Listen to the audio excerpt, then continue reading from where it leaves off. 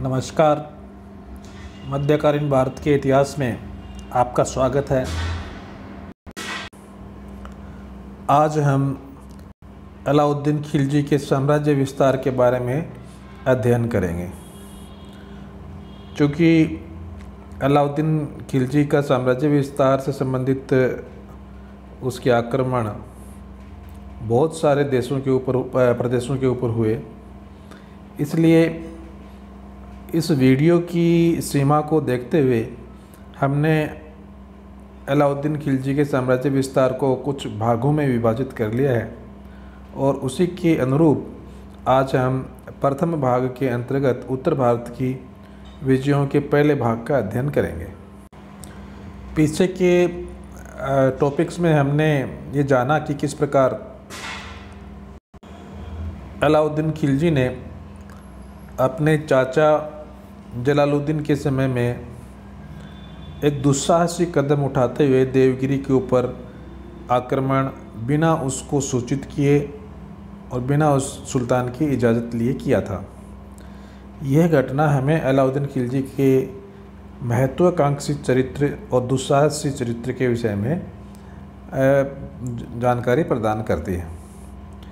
तो हम कह सकते हैं कि अलाउद्दीन खिलजी ने अपनी महत्वाकांक्षाएँ जब वह कड़ा का सूबेदार था उस समय ही उसने प्रदर्शित करती थी, और फिर उसने किस प्रकार देवगिरी के ऊपर आक्रमण करके उसे प्राप्त अकूत धन से न केवल सुल्तान जलालुद्दीन को अपने रास्ते से हटा दिया, बल्कि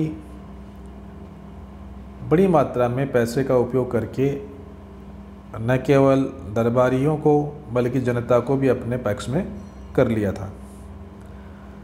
तो ये महत्वाकांक्षा शासक बनने के बाद और ज़्यादा बलवती होती हुई दिखाई हमें देती है। वह अपने साम्राज्य का अत्यधिक विस्तार करना चाहता था, और अगर हम बरनी की बात को स्वीकार करें तो बरनी कहता है कि सुल्तान अत्यधिक महत्वाकांक्षी व्यक्ति था और वह इस प्रकार की योजनाएं बनाता था जो असंभव सी थी। वह सिकंदर की तरह विश्व विजय की योजना अपने दिमाग में रखता था और वह एक धर्म की स्थापना के बारे में भी सोचने लगा था।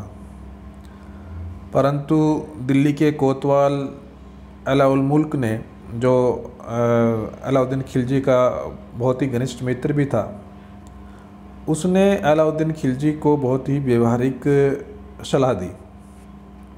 उसने कहा कि एक विश्व विजय की नीति को लागू करने से पहले किसी भी शासक को अपने राजधानी और अपने क्षेत्र के आसपास के समस्त राज्यों के ऊपर विजय प्राप्त कर लेनी चाहिए, जिससे कि वह विश्व विजय के लिए अगर बाहर निकले तो अंदरूनी विद्रोहों का सामना उसे नहीं करना पड़े और उसको साजो सामान और सैनिकों की सप्लाई उसके केंद्र से निरंतर होती रहे। साथ ही उसने अलाउद्दीन के दिमाग से एक नए धर्म की स्थापना का विचार भी निकाल दिया, और उन्होंने कहा कि ये कार्य राजाओं का नहीं है, ये एक धर्म गुरुओं का कार्य है, इसलिए ये धर्म की स्थापना का जो विचार है ये उन तक ही छोड़ देना चाहिए।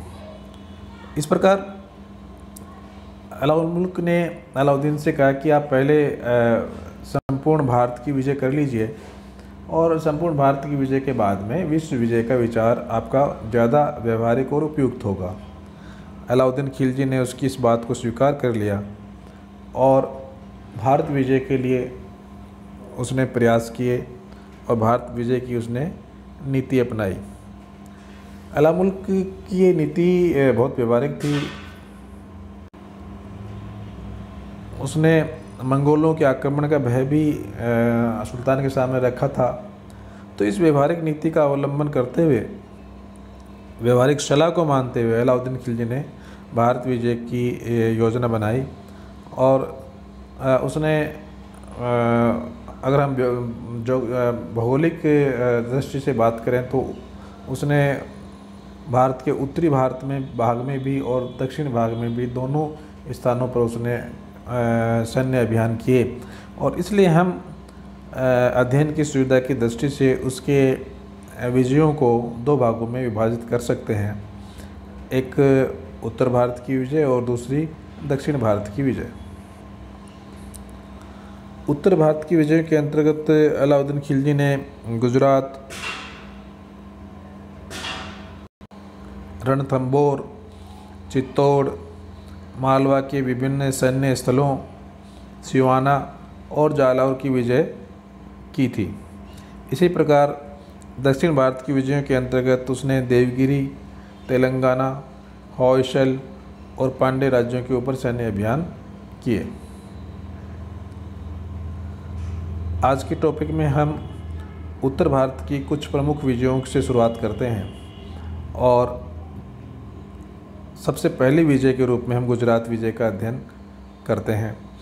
यह अलाउद्दीन खिलजी की प्रथम उत्तर भारत की विजय थी और यह विजय का जो विजय जो थी उसके लिए सैन्य अभियान 1299 ईस्वी में किया गया। अलाउद्दीन खिलजी ने अपने दो प्रमुख सेनापतियों उलुग खां और नुसरत खां को इसके लिए नियुक्त किया और उसकी संयुक्त कमान में एक सेना गुजरात विजय के लिए भेजी। इस समय गुजरात के ऊपर बघेल वंश का शासक कर्ण शासन कर रहा था और उसकी राजधानी अनिलवाड़ा में थी।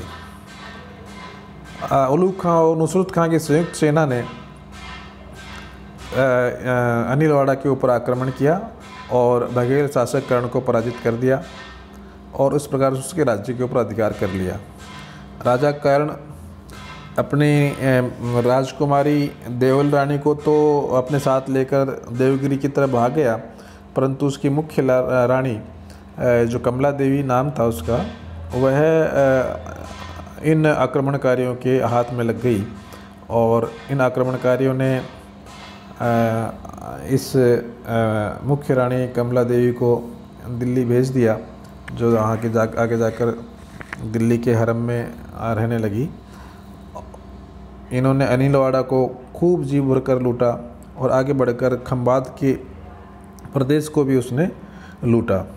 कहा जाता है कि यहीं पर खंबात में ही नुसरत खां को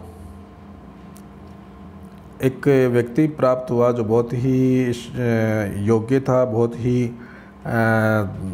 महत्वाकांक्षी भी था और बहुत ही ये बुद्धिमान था। उसका नाम था मलिक काफूर, जो आगे जाकर अलाउद्दीन खिलजी का बहुत ही प्रसिद्ध सेनापति बना और अलाउद्दीन खिलजी की दक्षिण भारत की विजयों का श्रेय इसी मलिक काफूर को दिया जाता है। गुजरात अभियान के दौरान एक बहुत महत्वपूर्ण घटना भी हुई। यह हम जानते हैं कि जो इस्लामिक आक्रमणकारी होते थे वो आक्रमण करने के बाद में उस स्थान को खूब लूटते थे और जो लूट का धन प्राप्त होता था वो है एक नियम के तरह से, एक नियम के द्वारा सुल्तान और जितने भी अधिकारी थे उनमें और सैनिकों के बीच में बांटा जाता था। तो जब गुजरात विजय से जो धन प्राप्त हुआ उसके बंटवारे को लेकर नए मुसलमान, पिछले आपको याद होगा कि जलालुद्दीन के समय में मंगोलों ने भारत के ऊपर आक्रमण किया था और उस समय कुछ मुसलमान दिल्ली में ही बस गए थे। उन मुसलमानों को नए मुसलमान के नाम से जाना गया। तो ये नए मुसलमान भी इस सेना के साथ गए थे और जब वापस लौटे और जब धन का बंटवारा किया जा रहा था उस समय धन के बंटवारे में भेदभाव को लेकर नए मुसलमानों ने विद्रोह कर दिया। हालांकि इनके विद्रोह को बुरी तरह से कुचल दिया गया, परंतु फिर भी इनमें से कुछ लोग भागकर रणथंबोर चले गए और वहाँ पर जाकर उन्होंने रणथंबोर के चौहान शासक हमीर देव के यहाँ शरण ली, जो आगे जाकर रणथंबोर और दिल्ली के मध्य टकराव का एक बड़ा कारण बना। उत्तर भारत में अलाउद्दीन खिलजी की दूसरी जो विजय थी वो थी रणथंबोर की विजय। हमने पिछली स्लाइड में देखा था कि धन के बंटवारों को लेकर नए मुसलमानों ने विद्रोह कर दिया था और उस विद्रोह में से बहुत सारे विद्रोही भागकर रणथंबोर चले गए थे। मोहम्मद शाह इनका प्रमुख नेता था और वहाँ जाकर उन्होंने चौहान शासक हमीर देव से शरण प्राप्त की थी। तो ये अलाउद्दीन खिलजी के लिए बहुत ही एक उकसाने वाली बात थी। इसके अलावा भी रणथंभौर के ऊपर आक्रमण करने का एक बड़ा कारण ये भी था कि रणथंभौर एक बहुत शक्तिशाली किला था और जब तक रणथंभौर के ऊपर अधिकार नहीं हो जाए तब तक गुजरात के ऊपर अधिकार बनाए रखना ज़्यादा आसान नहीं था। इसलिए गुजरात और गुजरात के द्वारा होने वाले समुद्री व्यापार के ऊपर नियंत्रण स्थापित करने के लिए रणथंभौर पर अधिकार करना ज़रूरी था।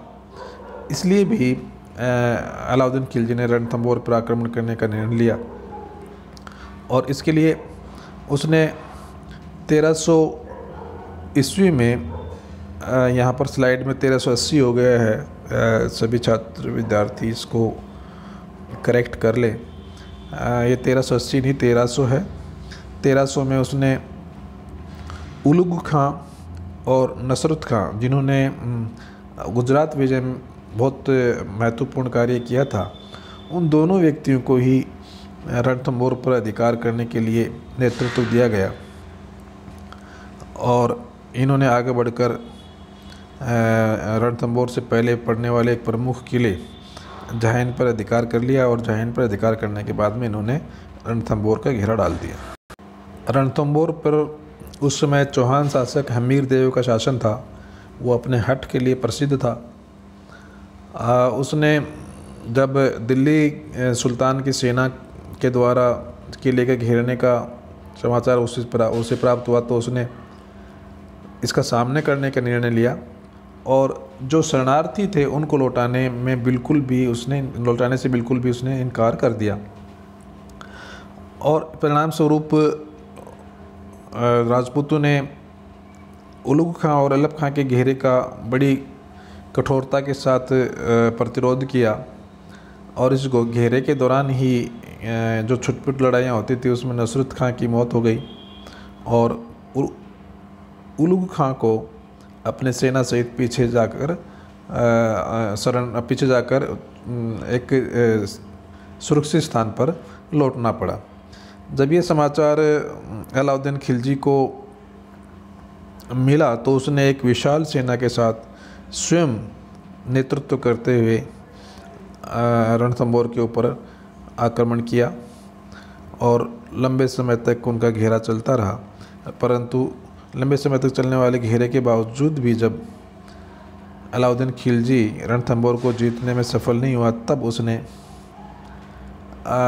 एक छल और प्रपंच का प्रयोग किया। उसने हमीर के प्रधानमंत्री रणमल और एक और मंत्री रतिपाल को लालच देकर अपनी ओर मिला लिया।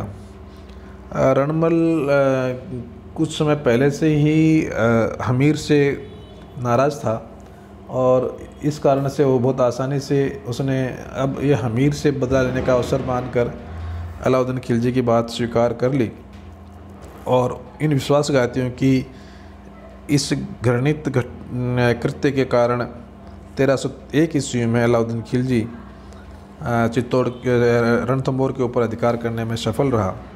हमीर देव पराक्रम के साथ लड़ा परंतु परिवार सहित युद्ध में मारा गया। रणथंभौर पर अधिकार करने के बाद रणमल और रतिपाल को सुल्तान के सम्मुख लाया गया। रणमल और रतिपाल बड़े खुश हुए कि सुल्तान अब उन्हें उनके किए गए सहयोग का उचित इनाम देगा, परंतु सुल्तान ने उनकी आशाओं के विपरीत एक अलग ही कदम उठाया। उसने उन दोनों को मौत के घाट उतारने का आदेश दे दिया। उसने कहा कि जो व्यक्ति अपने राजा का ही नहीं हो सकता वो मेरा क्या होगा, और इसलिए ये विश्वासघाती जब एक राजा के साथ विश्वास कर सकते हैं तो मेरे साथ भी विश्वासघात कर सकते हैं। और इस प्रकार उन्होंने उन दोनों के जो सर है तलवारों से अलग करवा दिए, सर कलम करवा दिए और इस प्रकार इन विश्वासघातियों को बहुत उचित दंड उसने दिया। 1301 में किले पर अधिकार करने के बाद किले का जो दायित्व था वह उलुग खां को सौंप दिया और सुल्तान वापस राजधानी लौट आया। इस प्रकार अलाउद्दीन खिलजी की दो बहुत महत्वपूर्ण विजय यहाँ पर संपन्न हुई। पहली 1299 ईस्वी में गुजरात की और दूसरी 1300 और 1301 ईस्वी में, अर्थात संपूर्ण हुई 1301 ईस्वी में रणथंभौर की विजय।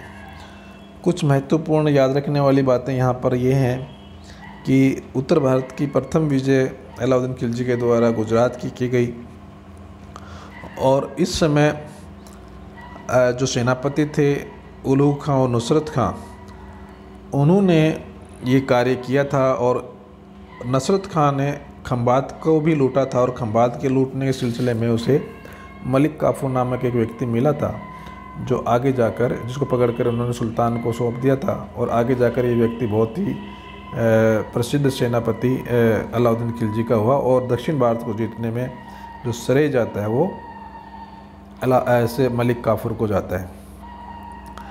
दूसरा जो घटना है वो है कि रणथंभौर पर विजय, और रणथंभौर विजय का जो मुख्य जो कारण रहा हार का, हमीर का, वह है अपने सहयोगियों रणमल और रतिपाल का विश्वासघात था और उसके परिणाम स्वरूप रणथंभौर अलाउद्दीन खिलजी के अधिकार में चला गया। तो इस प्रकार हमने अलाउद्दीन खिलजी के उत्तर भारत की विजयों के अंतर्गत इन दो बहुत महत्वपूर्ण विजयों के बारे में अध्ययन किया है। आशा है इन दोनों विजयों के बारे में आपका ज्ञानवर्धन हुआ होगा। धन्यवाद।